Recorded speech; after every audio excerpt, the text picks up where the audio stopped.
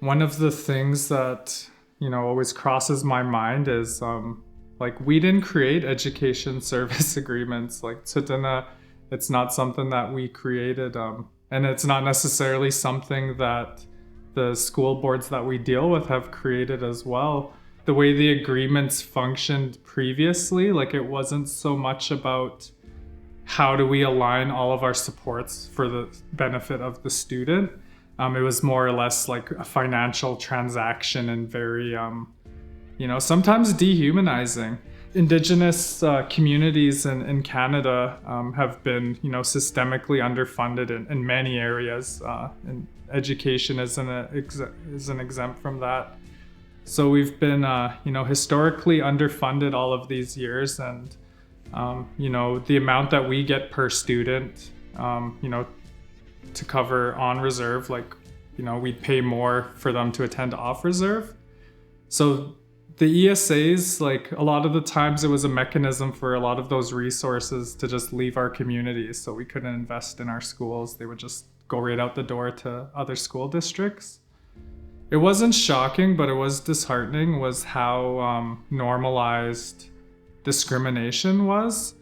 At every level, when you're negotiating, whether it's at the classroom level or, at the board level, just the how normalized discrimination of, for funding for, Indigenous students, it was just normalized. So I think just knowing the history on where these agreements come from and, why they're even in existence to begin with, you can start breaking down some of that, underlying discrimination and start, make room for more innovation and reconciliation and just moving forward in a good way. Our approach now, in the way that, we want those service agreements to be delivered is within the spirit of reconciliation and, making relatives and walking this journey together, working alongside one another for the benefit of the students, and that can come in a number of different ways. And you have opportunities, to be creative, you have opportunities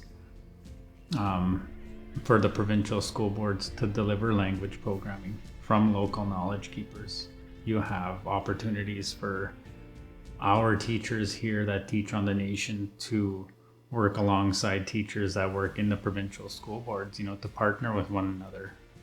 You have opportunities for different celebrations, round dances, powwows, student exchanges, and those are all, like I said, it's working toward that spirit of reconciliation.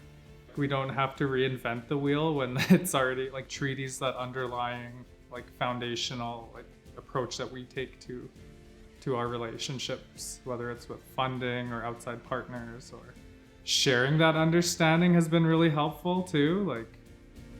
Yeah.